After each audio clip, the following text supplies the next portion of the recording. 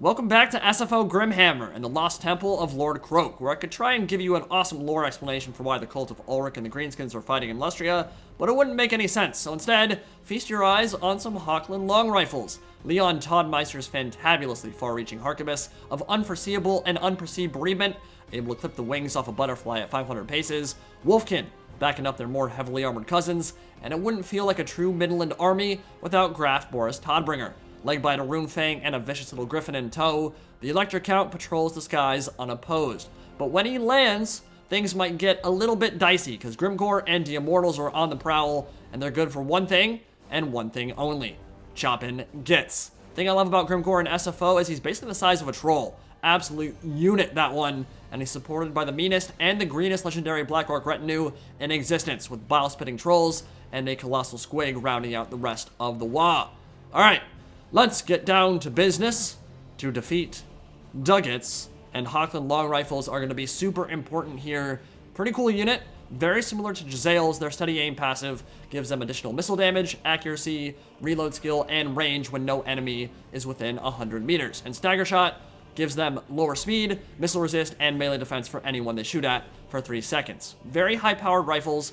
Hopefully they watched some Zergra's COD 4 montages before this battle got underway. Wolfkin are a staple of the cult of Ulric, Middenland's versions of flagellants, basically. They're unbreakable, high melee attack, incredibly low armor and melee defense, with a bleed contact effect that deals damage over time. Their job is simple: tar pit and block charges, while the long rifles and artillery go to work. Amethyst Wizard with Purple Sun Azarius, Knights of the White Wolf holding down the right flank with the Griffin flying overhead, some Hellblaster volley guns chilling in the back, and these are very powerful. Very high rate of fire, can turn a front line of howling orc boys into a steaming pile of meat and bone. And over on the left flank, the Knights Panther Crusaders, waiting on the wings, bonus first large cav with a banish contact effect that lets them cut through physical resist. They'll be licking their lips when demons enter the mortal plane, but for now, they will have to be content with cutting through a horde of greenskins. Now, one thing to note, Boris Todbringer, operating over on the other side of the battlefield, does have bonus first large on his Griffin, so a bit better for hunting monsters in SFO. He's also got an Imperial Tactics single target buff that he can give to allies, and that is a great combat steroid that can help range and melee troops with whatever they're doing. And at the end of the day, he's a big scary man on a big scary bird, so you're going to want to stay out of his way. For Eric Krasnik and the Greenskins, the WAAAGH is in very capable hands. With Forest Goblins on the left flank, their lethal poison deals roughly 10 damage a second for 15 seconds, and they actually have a bonus first large as well, so pretty solid meat shield unit and tar pit unit to boot. You guys know the Broken Tusk mob well, very powerful group of Bacon Riders there. Arrow started the game off by hitting them with Night Shroud, giving them stalk and allowing them to close the gap without getting shot at by snipers or artillery. A tricksy trap, you could say, to get things underway. Mork will be pleased with that one, and the Night Goblin Shaman behind is responsible for that. It's a really great way to make sure that your high-value stuff doesn't get shot up. And would you look at that, Grimgor and the Immortulz are also in that spell as well. They will also be invisible, which means they'll be able to get into melee before the Empire can shoot up a single one of them. Now, Grimgor and his boys are a different animal in SFO. They've got the mass to prevent them from getting punted across the map each time a monster lands on them, and Grimgor himself is very beefy. He is a beefy boy.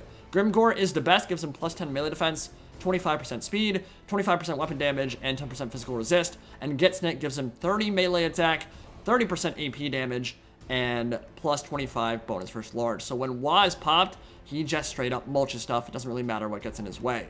And Immortulz are basically just exceptionally angry Black Orcs. Some Orc Boys, some Goblins, Trolls in the back who have Stupidity, gives them leadership, melee attack, speed, and immune to Psych when they drop below 50% HP. Troll Metabolism gives them fantastic regen and 25% physical resist at a cost of 30% weakness to fire. And for the cherry on top, a Colossal Squig. Apparently, it needs to move at 130 speed or higher, otherwise the animations look bad on it.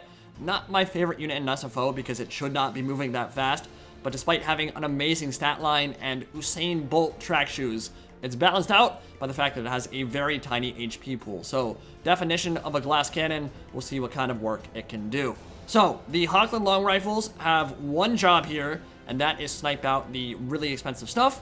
Unfortunately, nothing expensive is actually being shown right now because Grimgor is invisible, so are his Immortulz, and so are the Broken Tusk mob. So it's really only goblins and orc boys, and maybe some trolls that will be in range soon. That's a great way for Aerocraft to start this game off. It's so smart to be able to close the gap here, and he's using those columns very well also to shield a lot of his important stuff. Now, Forest Goblins, probably going to get torn up by these front ranks of Hellblaster volley gun fire. It's not going to feel great getting torn up by that. And these orc boys in the center are also going to feel the wrath of the Hochland Long Rifles. They have a slow rate of fire and high missile damage. It's not really the unit they want to be shooting at.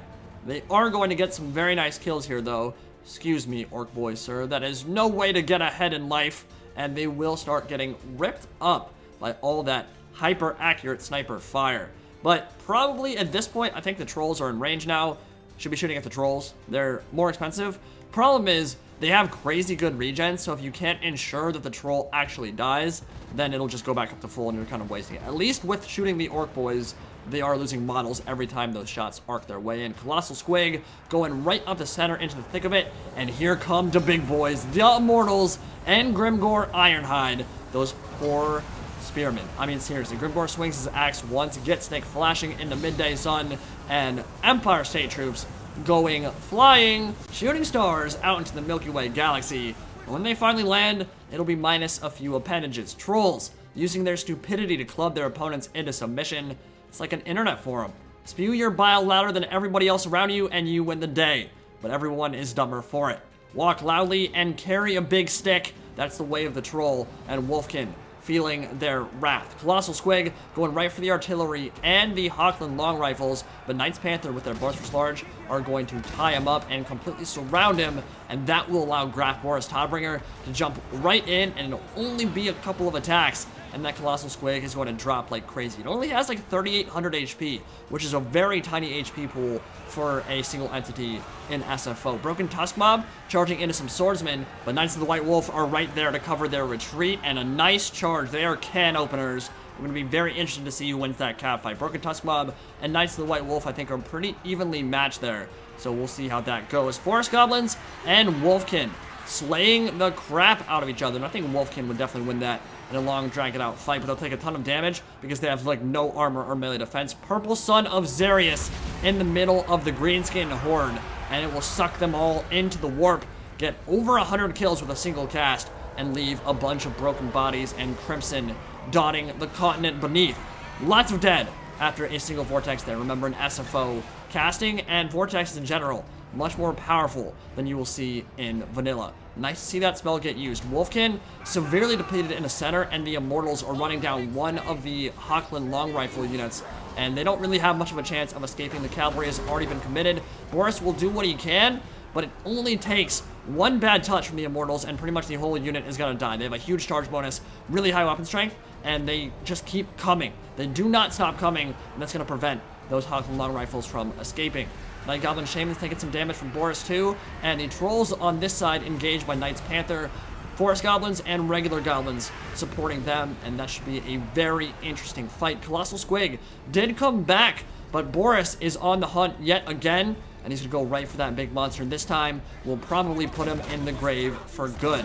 One attack sends him to about 85 HP. He'll try to escape, and maybe he will do so, but with such low HP, he really can't make any more effect on the battle. Immortulz carving their way through every single state troop that tries to stop them. I mean, why would you try to, though? Brave lads, they do that part, but it's hopeless. It's hopeless in the center. Immortulz are killing everything they touch. Boris on Overwatch, but a nice little pocket where the range units can start chunking away at those Immortulz HP. Broken Tusk Mob are going to look to disengage from that fight. Knights of the White Wolf will give chase, and the Empire winning out on the right flank, but Greenskins definitely winning in the center. Boris, one of the few melee troops left in the middle to hold back the tide of Greenskins, but the Hellblaster volley guns are ripping and tearing into the Immortulz now, and they are beginning to feel what faith, steel, and gunpowder is all about. Magnus the Pious smiling in the heavens, and look at those Immortulz. They were close to full HP,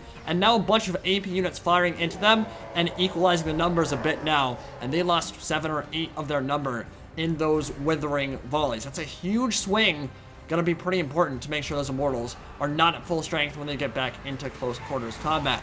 Knights Panther are holding down the left flank tremendously well, surrounded by trolls, surrounded by screaming gobbos, and still holding the line, but their number is getting tattered. They're getting chunked apart by those huge clubs, and Boris coming back to tear around and protect his own artillery line. But yeah, a lot of infantry then on the field. Cavalry fight going back into it now. Broken Tusk Mob and Knights of the White Wolf hate each other, and they've been showing that hatred with their fists and with their weapons. And I don't know who's gonna win that fight. And okay, it definitely looks like Knights of the White Wolf are gonna win that one. They have way more HP at this point. Broken Tusk Mob dueling very admirably.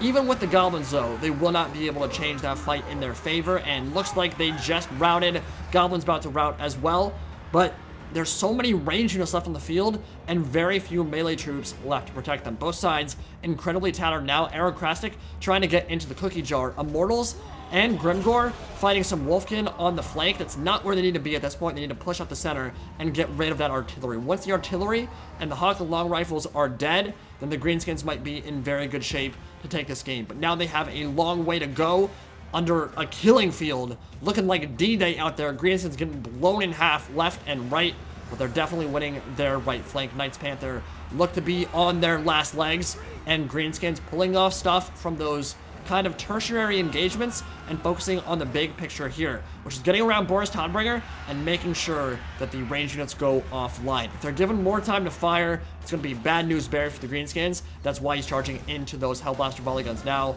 but the artillery crew will get off of their guns, abandon them for now, and look to maybe get back on it at a later date. Trolls wavering, but getting some really nice regen and getting very close to closing the gap. And once they're into melee, those Hochland Long Rifles are going to be in for a world of hurt.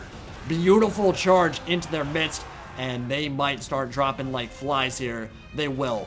Trolls are vicious in close quarters, and the range units will start dying in droves.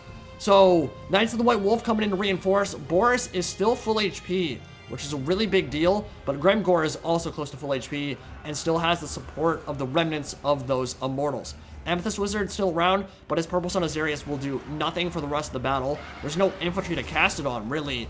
Boris with that Crush the Weak and that Howl, that Blood Roar, gonna make sure, oh, I just picked up a Greenskin. He's gonna drop him to his death. That was awesome.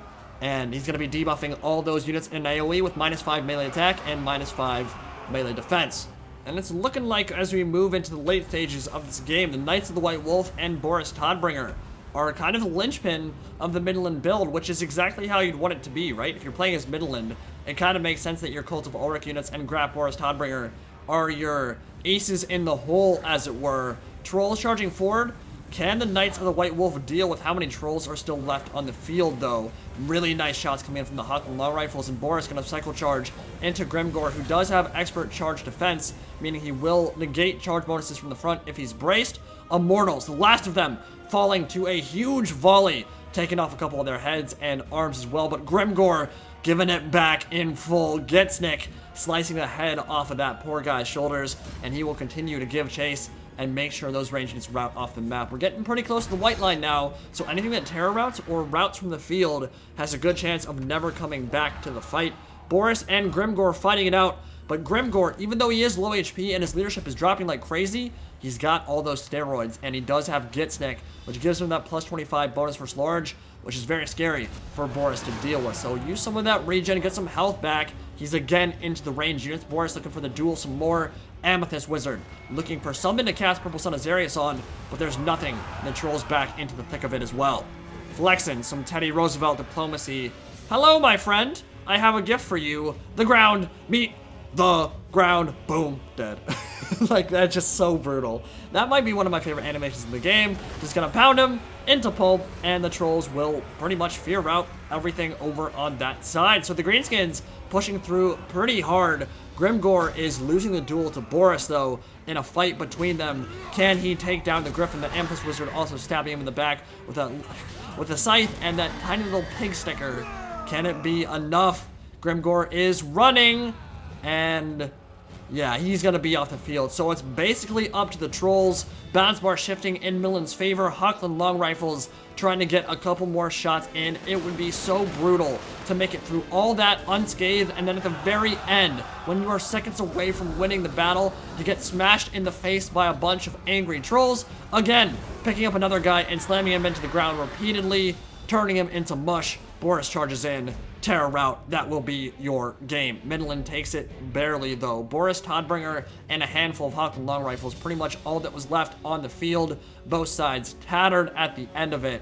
Great game to Aerocratic. So as we look at the kills here, Immortulz 185, got 2 chevrons, which is crazy, and Grimgor 54 got some great kills on the Empire State Troops and moving up the center. Also did a lot of damage to Boris near the end of that match, but the regen from the Middenland Rune Fang, Leg Biter, very useful. And of course, the great thing about being on a Griffin, you can always choose your engagement. So if you're like, oh, Grimgor is beating me in a fight, I'm going to run away now. So we didn't have enough support there at the end. The Immortulz had taken too much damage. We weren't able to get in there and really tie down Boris. If he had like one cav unit there in the end game, might have been able to turn it in his favor, because Grimgor, if he's got the support there, can definitely carve up someone, a big monster like Boris, or a help hit, that kind of thing, any kind of big monster.